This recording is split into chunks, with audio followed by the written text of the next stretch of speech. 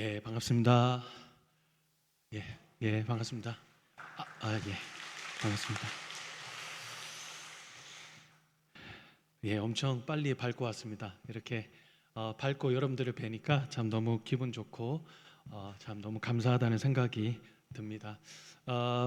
참 주일학교 선생님들도 이 자리에 앉아 계시지만 그렇지 않은 분들도 이 자리에 앉아 계실 텐데 우리 모두는 다음 세대를 주님 안에서 길러내야 되는 사명을 받은 사람들입니다. 그래서 직접적으로 아이들을 가르치시는 분도 계시고 아니면 한 길 좀 뒤로 물러서셔서 아이들을 위해서 또 기도하시는 분들도 이 자리에 다 오셨을 줄로 믿습니다. 그래서 교사의 자리는 빛난다라고 하는 제목의 하나님 말씀을 함께 나누도록 하겠습니다. 제가 어느 학교 앞에서 전도를 했었습니다. 매번 나가서 전도를 하고 있었는데 학교 안도 아니고 학교 밖에서 전도를 할 수 있잖아요. 근데 갑자기 경찰차가 제 옆에 와서 삐리로 오더라고요. 딱 서는데 문을 열고 딱 나오는데 저보다 덩치가 훨씬 커 보이시는 분이 문을 여시고 나오시더라고요. 근데 이 표정이 거의 마동석 같은 느낌이었습니다. 그래서 제가 살짝 쫄았는데요. 그분이 제 옆에 오셔가지고 뭐라고 그러시냐면 저기요, 여기서 이러시면 안 돼요 라고 얘기를 하더라고요. 여기서 이러고 있는 건 뭡니까? 저는 목사고 학교 앞에서 지금 교회 나르고 전도를 하고 있는데 지금 경찰이 와서 지금 이래라 저래라 하는 상황이니까, 그래 제가 할 말은 하기 때문에요, 그분의 눈을 똑바로 쳐다보고 저기요, 저는 목사고요, 학교 안도 아니고 학교 밖에서 아이들에게 교회 나르고 전도를 하고 있는데 지금 경찰이 와서 공권력이 와서 지금 이래라 저래라 하시는 거예요? 라고 얘기를 하려고 그랬습니다. 근데 그분이 뭐라고 그러시냐면 누군가 여기에서 전도를 한다고 민원 전화를 했다는 거예요. 그래서 보고를 해야 되기 때문에 와서 고지를 해야 됩니다. 그래서 제가 더 얘기를 했다가는 덕이 안 되겠다 생각이 돼서 알겠습니다, 죄송합니다 인사를 드리고 나오는데요, 심장이 얼어 붙는 듯한 느낌이 들더라고요. 제 와이프가 푸른나무 재단이라고 학교폭력 관련 기관에서 일을 하는데요, 그 대표님이 유퀴즈에도 나오셨거든요. 본인의 아들이 학교폭력으로 인해서 굉장히 고통을 많이 겪어서 대기업 중력을 하다가 그만두고 그 단체를 만들었습니다.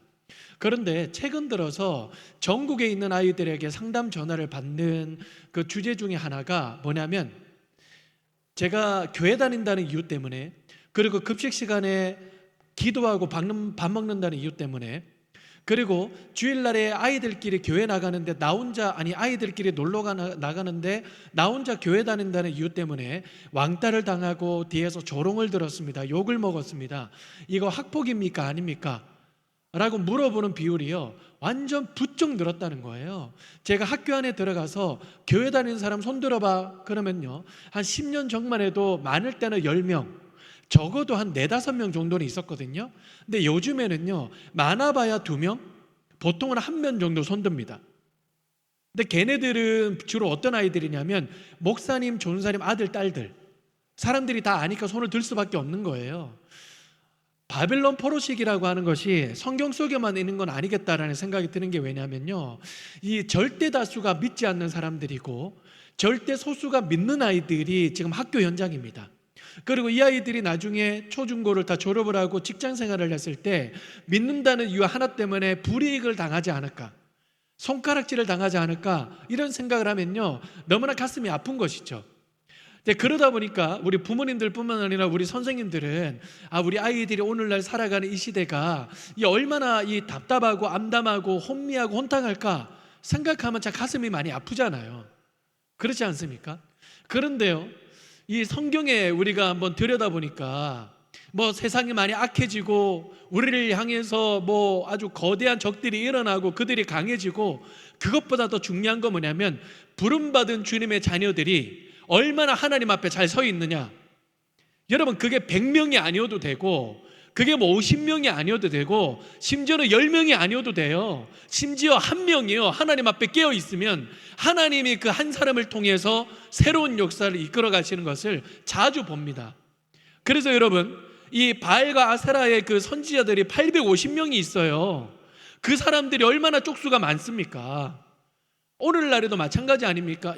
이렇게나 많은 사람들이 우리를 대적하고, 그리고 아이들을 향해서 이 혼미하고 혼탁한 이 세상의 이 세계관을 심어주고 있고, 여러분 얼마나 두렵습니까? 그런데요, 하나님의 시선은 어디 있었습니까? 단 한 사람의 믿음 좋은 엘리야 한 사람 있지 않았습니까? 그래서 우리 교회 가운데요, 엘리야 한 사람, 골리앗 앞에 섰던 이 다윗 한 사람, 그리고 수많은 신상 앞에 섰던 이 다니엘 한 사람, 이 한 사람이 설 수 있었다면 그러면 이 시대는 하나님 앞에 새롭게 될 수 있습니다. 근데 여러분, 중요한 건 뭐냐면 이 한 사람의 영적 자녀들이 어떻게 태어나느냐는 거예요. 그래서 제가 늘 주장하고 다니는 이 주장의 하나의 포인트는 뭐냐면, 많은 사람이 있지만 그래도 한 사람이 필요하다. 그게 뭐냐면 한 영혼을 낳는 한 사람이 필요하다라고 끊임없이 외치고 있는 것이죠. 어느 훌륭한 책에 써져 있는 훌륭한 글귀를 제가 한번 가지고 왔는데요, 읽어드리겠습니다. 어떤 마음을 품고 교사를 하느냐는 중요한 것 같습니다. 개혁자의 마음을 품고 교사를 하면 모든 사람들이 다 개혁의 대상이 됩니다. 선생의 마음을 품고 교사를 하면 모든 사람들이 다 가르침의 대상입니다. 경영자의 마음을 품고 교사를 하면 모든 사람들이 다 평가의 대상이 됩니다. 그러나 영적 부모의 마음을 품고 교사를 하면 모든 사람들이 다 사랑의 대상이 됩니다. 여러분, 글귀가 멋있습니까? 아니면 멋있습니까? 다른 답은 없잖아요. 멋있어야 됩니다. 왜냐? 이 훌륭한 글귀가 써져 있는 책이 어떤 책이냐면 제가 쓴 책이기 때문입니다. 여러분, 여기에서 중요한 글귀가 마지막 문장에 있다고 생각을 하거든요. 그러나 영적 이 부모의 마음을 품고 그 대상을 바라보면 이 사랑의 대상이 된다라고 하는 거예요. 보통은요, 그 대상한테 뭔가가 달렸다라고 얘기를 하지만 그 대상을 바라보는 사람의 마음이 어떤가에 따라서 개혁의 대상이 되기도 하고 평가의 대상이 되기도 하고 가르침의 대상이 되기도 하지만 사랑의 대상이 되기도 한다라고 하는 것이죠. 그래서 여러분, 제가 여러분들에게 여쭤보고 싶은 질문 중에 하나는 뭐냐면, 여러분들은 일반 스승 중에 한 사람입니까? 아니면 영적 부모입니까? 이 질문은 여러분 의미가 없어요. 왜냐? 하나님은요, 우리 선생님들을 영적 부모 한 사람으로 불러주셨기 때문입니다. 여러분, 사도 바울 선생님이 수제자가 한 명 있었습니다. 누구였죠? 디모데였잖아요. 디모데를 지칭을 할 때 나의 아들이라고 얘기를 해요. 피 한 방울 섞이지 않았어요. 그럼에도 불구하고 나의 아들이라고 지칭을 했던 이유가 뭐냐면, 사도 바울의 자기 인식은 확실했습니다. 너는 나의 아들이고 나는 너의 선생이기 이전에 나는 너의 영적 부모다 라고 하는 자기 인식이 확실했습니다. 제가 어렸을 때 다녔던 교회를 좀 소개를 해드리고 싶은데요, 부산에 있는 교회인데 여러모로 좀 레전드 교회로 꼽히는 그런 교회입니다. 주일학교 아이들이 이 재적수가 아니라 출석수가 2만 명이었거든요. 그러니까 2만 명의 아이들이 교회로 몰려왔어요. 그러니까 그때 뭐 기네스북에 좀 올랐다 막 이런 얘기들도 있었고요. 그래서 막 탐방을 되게 많이 갔었거든요. 그래서 제가 이 신학을 위해서 서울에 올라왔을 때 제 전사님들이 탐방을 되게 많이 내려갔어요. 근데 내려갔다 올라오시는 분들의 평가가 거의 똑같았습니다. 뭐라고 그랬냐면, 끔찍했다, 교회가 너무 이상하다, 그리고 별점으로 치면 마이너스 별점은 없냐라고 하는 그런 뉘앙스로 엄청나게 악평을 쏟아부었거든요. 저는 이유를 따져 묻지 않았습니다. 왜? 제가 어렸을 때만 해도 그 교회 하면 끔찍한 것이 몇 가지가 있었거든요.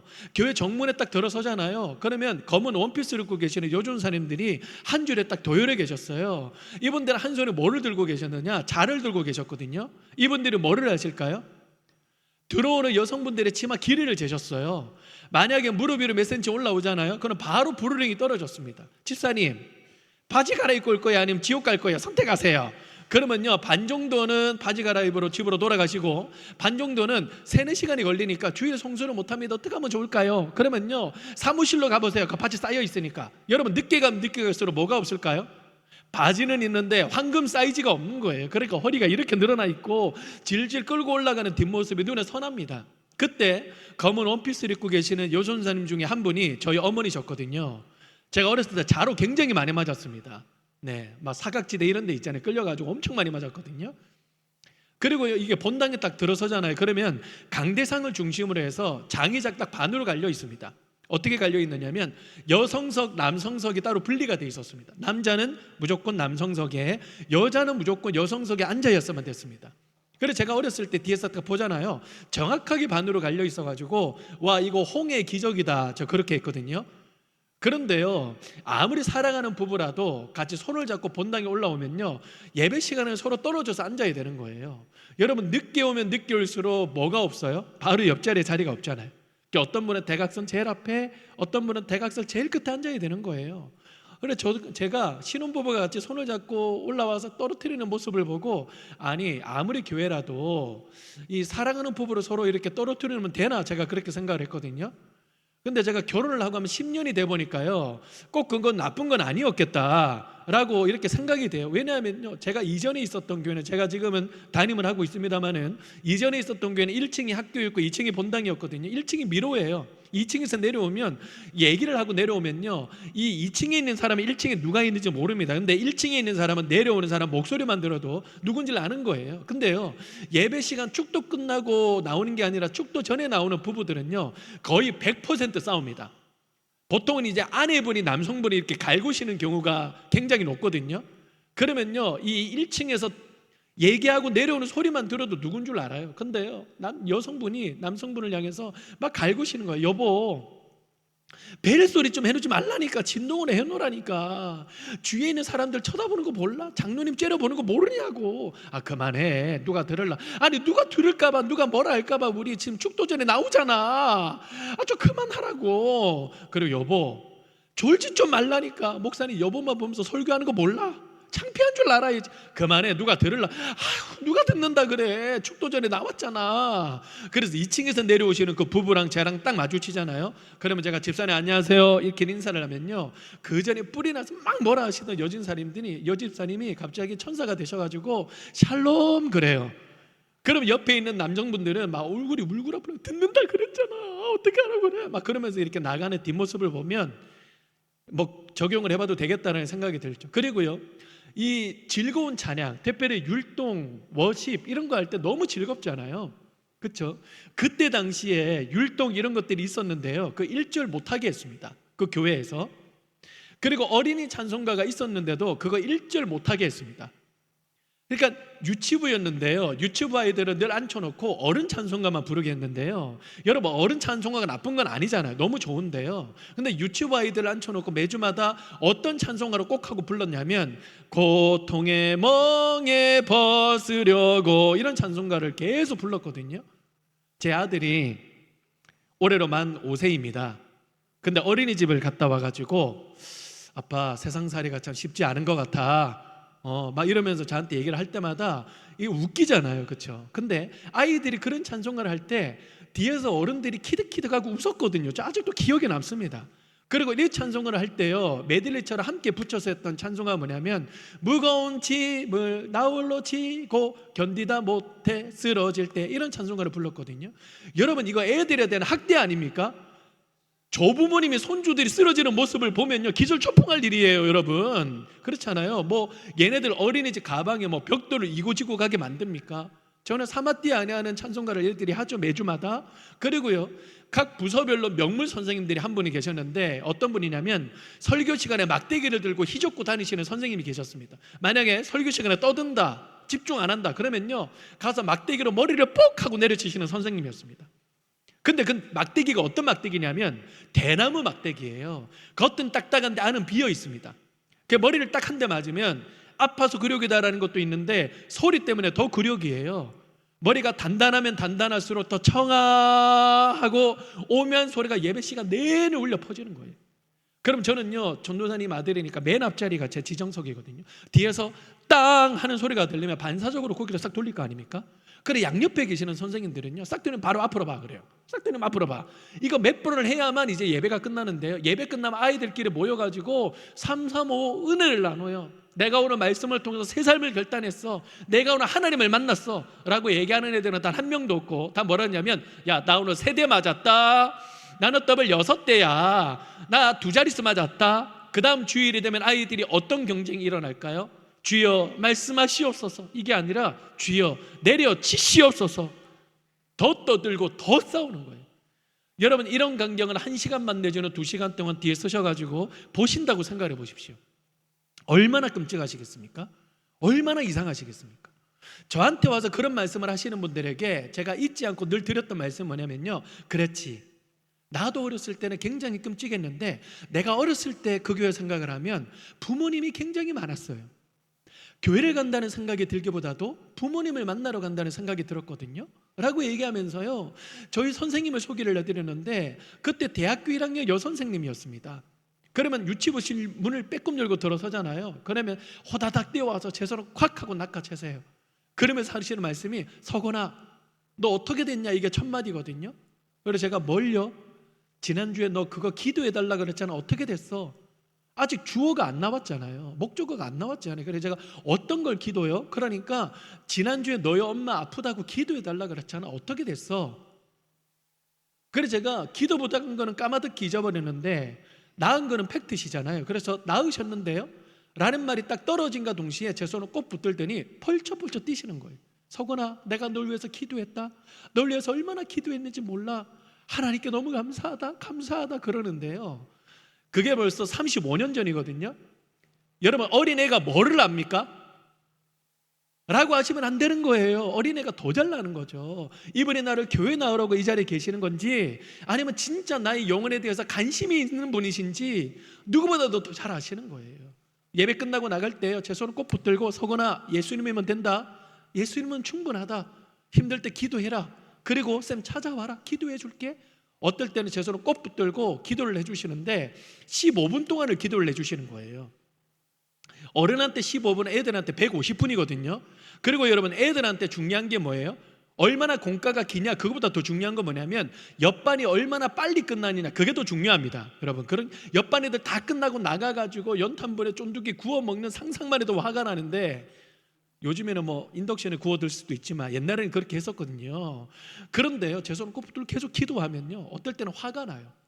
근데 손을 탁 놓고 안녕히 계세요 인사하고 딱 나오면요, 뭔가 그분의 맞잡은 손과 손에 이어서 와서 뜨거운 심장이 뭔가 제 심장까지 흘러오는데, 흘러가는 느낌이 드는 게 아니라 고이는 듯한 느낌이 들어요. 아, 내가 부모님을 떠나는구나. 동네 생활을 할 때요, 갑자기 서건아 힘내라, 예수님으로 힘내라, 알았지? 어르신이, 누구세요? 너랑 같은 교회 다니는 사람이야. 제가 알고 봤더니요, 그 동네에 제 이름을 아는 어르신들이 자주 있었어요. 그래서 그분들은 같은 교회를 다니시는 어르신들이었는데 어떻게 알았는지는 모르겠는데요, 그 어르신들이 아이들의 이름을 몇몇은 외우셔가지고 아이들이 와서 기도하셨더라고요. 그리고요, 이 새벽 예배, 수요 예배, 금요철야 예배, 이런 예배 때마다 제가 그 선생님 뒤에 앉아가지고 예배를 드렸거든요. 그러면요, 이 선생님이 수첩을 항상 펴셔가지고 항상 기도를 하셨던 게 잊혀지지가 않아요. 공예배 때마다 수첩을 펴놓고 기도하세요. 근데 보면요, 거기에 사인펜으로 뭔가 수두룩하게 뭐가 써져 있거든요. 제가 그분이랑 초등부까지 계속 따라왔기 때문에 나중에 제가 한글을 알게 됐을 때는 그 반에 있는 우리 친구 아이들 이름이었습니다. 그리고 아이들이 얘기를 했던 대화들이 기도 제목 형식으로 막 써져 있는 거예요. 사인펜이 번져 있고요, 그리고 재질이 빳빳한 게 아니라 움푹움푹 파여 있습니다. 여러분, 그게 무슨 뜻일까요? 수첩이 아밀라제로 충만하다는 거예요. 침이 튀었다는 거예요. 여러분, 그게 뭐냐면 기도하셨다는 거예요. 여러분들이 가지고 있는 이 교사 수첩에 아이들의 이름과 아이들의 기도 제목이 써 있죠. 그러면 여러분, 사인펜이 번져 있습니까? 아니면 재질이 빳빳합니까? 아니면 움푹움푹 파져 있습니까? 그 선생님이 기도했던 그런 내용 중에 하나가 잊혀지지 않는데요, 뭐라고 기도했냐면, 아버지, 짐승들도 지 새끼를 잃어버리면 울부짖는데 나에게 맡겨진 영혼들을 위하여 기도할 때 눈물이 나지 않는다면 내가 어찌 영적 부모라고 할 수 있겠습니까? 그러면서 기도했던 그 기억이 잊혀지지가 않아요. 그때 그 기도가요, 지금까지 제가 사역을 해오는데 저의 어떤 영성이 되어버렸습니다. 지금 교사를 하신 지가 지금 6개월 되셨죠? 2025년. 여러분, 6개월 동안 아이들의 이름을 불러가면서 골방에서 일주일에 한 20분 정도 기도해 보신 분은 마음속으로 한번 손들어 보십시오. 아마 그분들은 지금 제 말에 공감을 하실 거예요. 사람이 아이를 만나는 것이 아니라, 아, 하나님께서 이 아이들을 만나기를 원하시는구나. 내가 이 아이를 섬기는 것이 아니라 하나님께서 나를 통해서 이 아이들을 섬기기를 원하시는구나, 이 사실을 깨닫는 거예요. 그래서 제가 어느 이 기도 모임에 갔더니요, 자그마한 이 학생이 기도 인도를 하는데 그 학생이 뭐라고 기도하냐면, 여러분, 하나님께서 우리 지역에 있는 아이들을 살려주시도록 기도합시다, 기도합시다, 기도합시다. 막 그러면서 외치고 있는 조그마한 어린 아이예요. 막 기도합시다 외치고 있는 거예요. 왜 그렇게 기도했니? 물어보니까요, 그 도시가 아이들 포함 청소년 자살률이 제일 높다는 거예요. 그러니까 하나님 앞에 살려달라고 그렇게 울부짖는데요, 매일마다. 조그마한 학생. 여러분, 그 아이의 기질이, 여러분 그 아이가 믿음이 툭 출라서 그렇습니까? 아니잖아요. 하나님 아버지의 마음이 그 아이 마음 가운데 기름 부음 바 되니까 그것이 그 아이를 통해서 흘러가는 것 아닙니까? 그 아이가 그렇게 기도할 때요, 모였던 모든 사람들이 다 울었습니다. 정말 살려달라고요. 여러분, 그 마음이 어디에서 나왔습니까? 누가 떡을 달라 하는데 돌을 줍니까? 누가 생선을 달라 하는데 뱀을 줄 자가 있겠습니까? 하나님 아버지의 이름을 가지고 기도하는 자들마다 성령을 부어주시지 않겠느냐 약속하지 않으셨습니까? 우리가 아까 하나님 아버지의 마음을 구하며 기도할 때에 하나님은 우리에게 마음 부어주시고 배에서 생수의 강이 흘러넘치는 것처럼 그 주님의 사랑이 이 자녀들과 아이들에게 흘러갈 것 아니냐는 거예요. 전국에 계시는 우리 선생님들에게 제가 설문조사를 한 적이 있습니다. 선생님 언제 그만두고 싶으시고 또 교사를 언제 그만두셨습니까? 그리고 왜 그만두셨고 그리고 왜 그만두고 싶으십니까? 라고 물었을 때 가장 많이 나왔던 답변인데요, 한번 읽어드리겠습니다. 학생들과 부모님이 나를 좋아하지 않는다고 느낄 때, 학생들과 부모님이 전화를 해도 받지 않고 답이 없을 때, 시간과 물질을 들여 맛있는 것을 사줬지만 고마워하지 않을 때, 내 믿음이 부족하다 느껴질 때, 내 삶의 문제로 힘들고 지칠 때, 특별히 네 번째, 다섯 번째가 많았습니다. 내 믿음이 부족하다 느껴질 때, 그러니까 나도 요즘에 하나님이 잘 안 믿겨지고 내 믿음이 뜨겁지 않고 기도도 잘 안 되는데 내가 누구에게 믿음을 가르치고 내가 성경을 가르친다고 앉아있냐 하면서 회의감이 찾아온다는 거예요. 다섯 번째, 내 삶의 문제로 힘들고 지칠 때, 나도 요즘에 힘들고 우리 집안도 잘 건사를 못하는데 내가 누구를 신망하고 내가 누구를 돕는다고 이 자리에 있냐라고 생각을 하면서 교사를 그만두고 싶다 생각을 하거나 아니면 그만두시는 분들이 많이 있다는 거예요. 여러분, 지금까지 이분들이 얘기를 했던 본인의 마음이요, 공통점이 하나 있는데 그게 뭐냐면 모든 초점이 다 선생님 자기 자신에게 맞춰져 있어요. 근데 어느 영성학자가요, 예수님을 연구를 했는데 예수님의 사역 비밀이 모든 초점이 다 본인의 필요에 맞춰져 있는 것이 아니라 본인이 섬기는 사람들의 진정한 필요에 초점이 맞춰져 있더라 라고 얘기를 했는데 제가 무릎을 탁 하고 쳤습니다. 왜냐? 무리에게 복음 전했습니다. 근데 그 무리 안에는 예수님 싫어하고 심지어는 죽이려고 하는 사람들도 있었는데요, 예수님 포기하지 않고 복음 전하셨습니다. 왜? 그들에게 복음이 필요한 것이었기 때문입니다.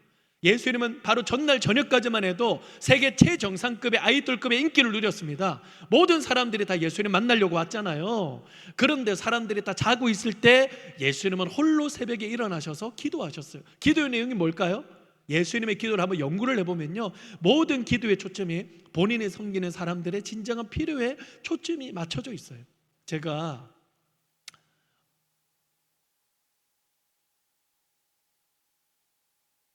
지방에 한 2시간 정도 걸리는 거리를 제가 KTX를 타고 내려가고 있었거든요. 제 옆자리가 비었습니다. 2시간 타고 내려가는 거 피곤하잖아요. 내리면 바로 설교를 해야 돼요. 주일이니까. 내 옆에 누가 앉을 것이냐, 초미의 관심사잖아요. 근데 내 또래 남성분은 안 앉으셨으면 좋겠다, 이게 제 솔직한 바람이에요. 왜 그러냐면 제 또래 남성분이 앉으시면 미묘한 신경전이 있습니다. 그러니까 누가 먼저 팔걸이를 점령할 것이냐, 이런 신경전이 있고요. 그리고 남성분들 중에 특별히 다리를 쭉 벌리고 가시는 분들이 계시거든요. 이 쪽벌남이라 그러시는데, 그러면요 옆에 앉은 사람은 다리를 오므리고 겸손하게 피곤하게 가야 됩니다. 그러니까 내 옆에 그냥 내 남성분 안 앉으셨으면 좋겠다라고 생각하고 가는데 천안아산역에서 누가 딱 앉으시는데요, 바로 옆자리에 제 또래 남성분이 앉으시더라고요. 근데 앉으시면서 제가 먼저 팔걸이에 팔을 걸고 있었거든요. 근데 팔을 밀어내시더라고요. 앉으시면서 팔을 빡 밀어내시고요, 다리를 쫙 벌리시는데 제가 오므리고 갔습니다. 근데요, 옆자리에서 담배 냄새가 훅 하고 밀려오는 거예요. 제 코를 계속 때렸어요. 그러니까 평상시엔 담배를 안 피우는 사람은 담배 냄새가 더 역하게 느껴지잖아요. 그러니까 냄새가 너무 지독한데요, 이분이 패드를 딱 열어가지고 넷플릭스 두둥 하는 소리와 함께 어떤 드라마를 보시는데, 그때까지만 해도 철진한 드라마였습니다. 더글로리라고 하는 이 드라마를 보시더라고요. 근데 복수하는 거잖아요. 근데 보시는데 헤드셋을 쓰셨어요. 근데 이게 이 헤드셋이 다 옆에 들리거든요. 소리를 엄청나게 높여가지고 들으시는 거예요. 이게 옆에 다 들리는 거예요. 클라이막스를 보시는지요, 옆에서 어떤 소리가 들리냐면 너 죽어! 너 죽으라고! 막 이런 소리가 들리는 거예요. 팔걸이에 팔 밀려났죠. 쭈글가 됐죠. 담배 냄새 코를 계속 때리죠. 옆에서는 계속 저한테 죽으라고 그러죠. 그러니까요, 이게 너무 스트레스가 쌓이는 거예요. 그래서 어떻게 하면 좋을까? 어떻게 하면 좋을까? 제가 지혜가 생겼습니다. 내려가면 성경을 읽어야 되겠다. 그래서 제가 이 가방 위에다가 성경을 딱 넣어놓고요, 옆에 있는 사람이 이렇게 툭툭 쳐가지고, 제가 창가에 앉았으니까 옆에 위에 성경책을 꺼내. 그러니까 이 사람이 살짝 이렇게 털어주더라고요. 그래서 이 사람은 쭉 밀면서 하늘에서 성경책을 주섬주섬 해가지고 그래 성경책을 딱 꺼냈습니다. 근데 이 드라마를 보는 사람이 갑자기 하늘에 성경책이 내려오잖아요. 그러니까 드라마를 보는 시선에 성경책이 고정돼서 따라오더라고요, 이렇게. 그래서 제가 성경책을 이렇게 딱 봤습니다. 한참 보고 가고 있었는데 때마침 제가 어느 구절을 읽었느냐면, 오늘 우리 본문 말씀 요한복음 13장 1절 말씀을 읽은 거예요. 요한복음 13장 1절 말씀이 뭐라고 써져 있죠? 예수께서 유월절 전에 이 세상을 떠난 줄 아시고 자기 사람들을 사랑하시되 끝까지 사랑하시니라 라고 이렇게 얘기를 하잖아요. 제가 그 구절을 딱 보자마자 눈에서 눈물이 주르륵 흐르는 거예요. 나중에는요, 고장난 수도꼭지처럼 콸콸콸콸 흐르는 거예요. 나중에는 눈물이 너무 흐르니까요, 여러분 너무 울면 들숨 날숨 얽히는 거 아시죠? 이렇게 되는 거 아시죠? 그러니까 더 심각한 사람은 누구냐면 제 옆에 앉아있는 그 사람입니다. 갑자기 하늘에 성경책을 꺼내더니 정장을 입고 넥타이 차림을 한 사람이 성경을 딱 펴고 있어요. 성경책을 보내도 눈물을 흘리다 못해 나중에는 통곡을 하다시피 하고 호흡이 지금 얽히고 있잖아요. 그러니까 드라마를 보다가 저 한번 쳐다보고, 드라마를 보다가 저 한번 쳐다보고, 드라마를 쳐다보고 저 한번 쳐다보고, 저는 옆에서 울면서도 어떤 정신인지 이상하면 좀 패드 좀 덮고 주무시면서 가세요 좀, 이런 생각이 들더라고요. 근데 끝까지 안 그러고 쳐다보고 그러더라고요. 나중에는 이 감당이 안 됐던지 이 패드를 딱 덮고 그 다음에 등받이에 등을 딱 붙이고 겸손하게 주무시면서 가시더라고요. 그래서 제가 마음속으로 뭐라고 고백했냐면, 주여 말씀으로 무찔렀나이다. 제가 그렇게 고백을 했거든요. 여러분, 제가 요한복음 13장 1절 말씀을 보면서 왜 그렇게 눈물이 났을까요? 예수께서 유월절 전에 이 세상을 떠나 아버지께로 돌아가실 때 그 때를 아셨대요.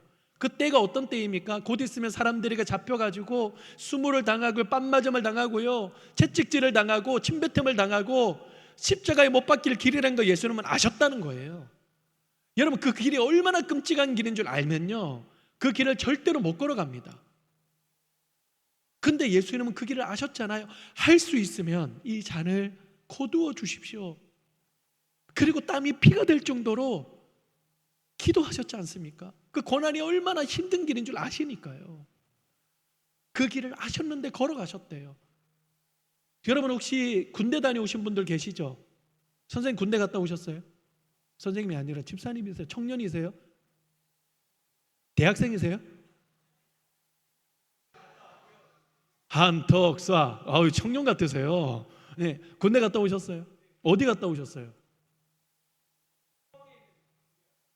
포항에 있는 뭐 방위 갔다 오셨어요? 자, 그럼 제가 물어보겠습니다. 군대 제대하고 나서 다시 끌려가는 악몽을 꾸셨어요? 아니면 많이 꾸셨어요? 협조하세요. 종종 꾸셨죠? 자, 다시 한번 물어볼게요. 군대 들어가기 전에, 그러니까 아예 군대를 처음 입대를 할 때 군대 들어가서 막 괴롭힘 당하는 악몽을 꾸신 적이 있으세요? 없으세요? 아예 군대를 가기 전에요? 뭐 그럴 수 있죠. 자, 다시 물어보겠습니다. 제대하고 나서 다시 군대로 끌려가는 게 왜 악몽이셨죠?